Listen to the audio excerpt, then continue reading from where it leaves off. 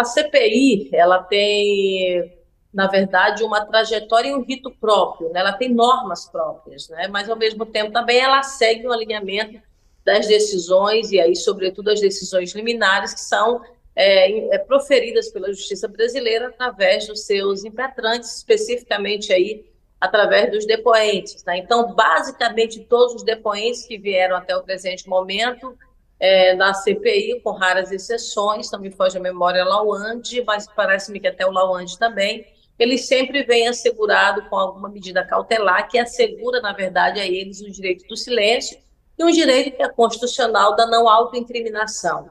Então, para ser de uma forma muito clara, até essas decisões da justiça brasileira, elas apenas homologam, elas apenas endossam uma decisão, uma ação, ou diria um princípio constitucional que nós já temos no Brasil. Se você, na verdade, responde, na verdade, a algum processo, se você é investigado, automaticamente você não tem o direito, o dever, ou melhor dizendo, de falar sobre aquele determinado assunto, exatamente para impedir qualquer tipo de autoincriminação. Então, basicamente, a decisão medida cautelar que veio em relação ao Mauro Cid foi na mesma linha, ou seja, você não pode falar naquilo que o incrimina. Não dá, por exemplo, a ele o direito irrestrito de fala, do silêncio, melhor dizendo.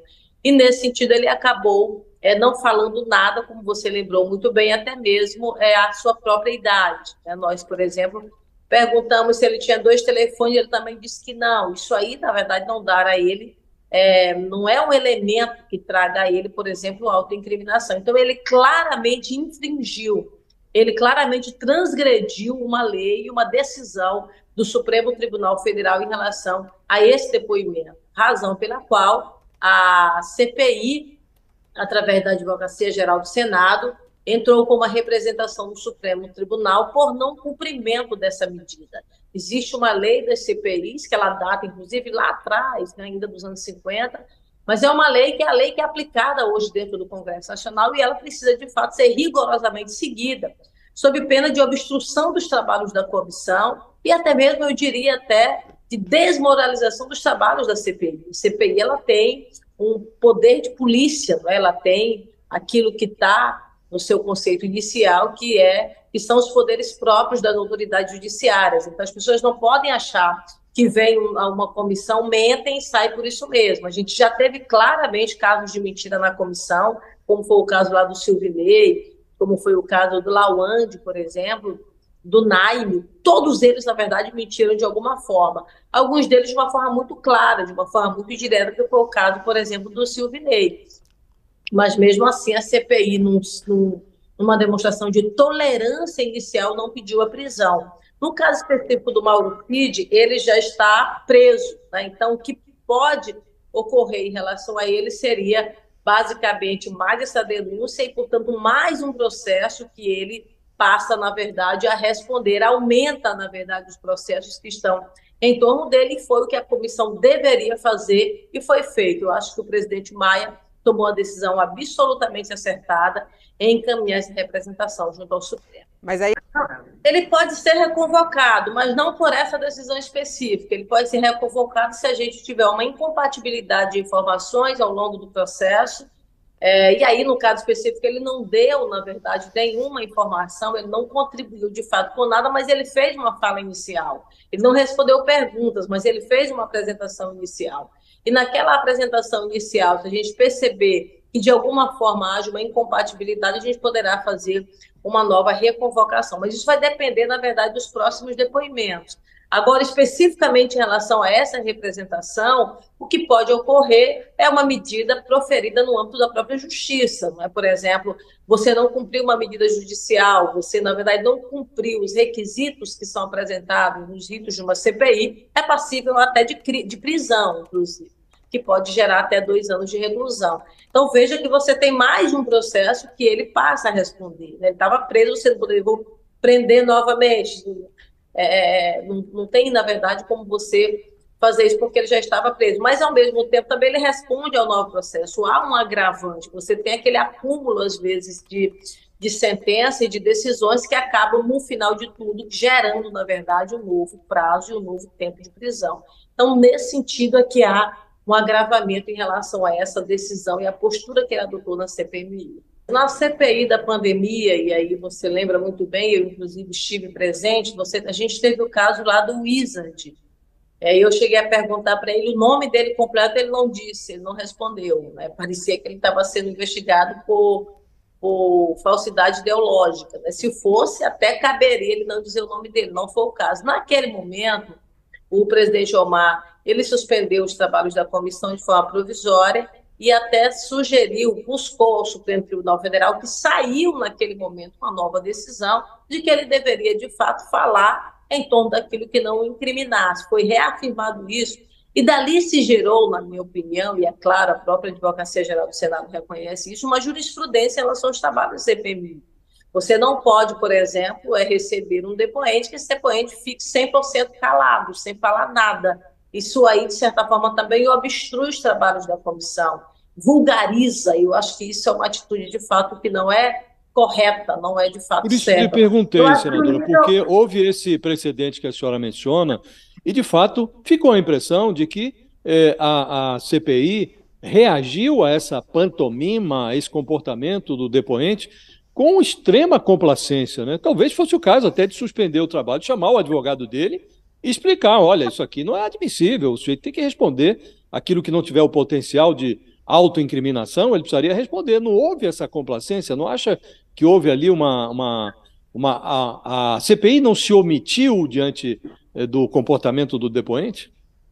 Eu acredito que houve, na minha opinião, uma flexibilização que não pode mais ser repetida, como não pode mais ser repetida, não fazer o pedido de prisão para quem mentir. Eu acho que uma comissão, ela tem um prazo, ela tem um tempo, ela tem um time de tolerância, sob pena da gente ter, na verdade, outros problemas. Então, eu acho que a tolerância de não prender já foi, já passou. A tolerância do silêncio restrito também não tem mais como continuar.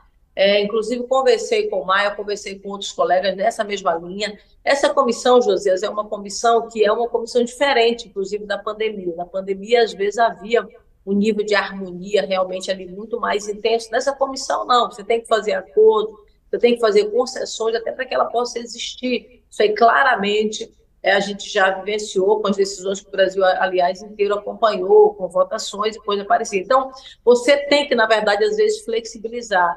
E eu acredito que o presidente Maia ele chegou no limite dessa tolerância, não é? Inclusive ele colocou isso de forma muito clara que será absolutamente implacável em relação a mentir e em relação a essa postura de não responder aquilo que é elementar na comissão. Então acho que acabou esse período. A gente está agora no período de recesso parlamentar e no retorno desse recesso, nos depoimentos, nas oitivas que a gente estará recebendo, eu acho que o tratamento precisa ser mais rigoroso, precisa ser mais forte, porque senão, infelizmente, nós teremos aí graves problemas, né, prejuízos significativos em relação Ô, ao relatório da. ô, senadora, a senhora está tomando bastante cuidado com as palavras, né? Juliana, sobre a questão das acariações, eu acredito que a gente vai chegar ao momento na comissão de ter acariação, isso é um fato, né? Por exemplo, eu vou te dar um outro exemplo, que é o caso da PRF, do Silvinei.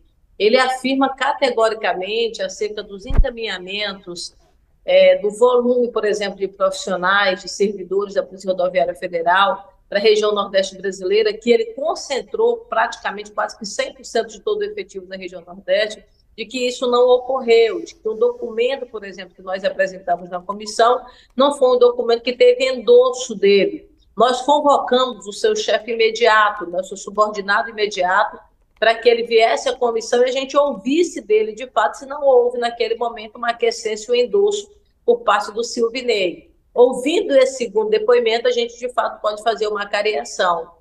No caso específico, por exemplo, do Lawande com o Dias, de posse dos dois depoimentos, não cabe, no caso específico dele, para este momento, uma cariação, porque o Dias não refutou, não mentiu, e exatamente, não Mas eu me mentiu referi ao ou não CID. deixou de falar nada em relação ao que o Lawande falou, entende? Mas eu acho que aí é mais em relação a dados que a gente venha levantar, e se a gente sentir de fato essa incompatibilidade, no caso de acariação, é algo real que pode ocorrer. porque a cariação ela é uma fase muito importante da investigação, né? Você consegue ali, de fato, ter essa compatibilidade ou essa incompatibilidade de dados e até tomar outras medidas. Mas em relação ao CID, porque a senhora falou dias agora, assim, eu estava perguntando em relação ao coronel Mauro Cid.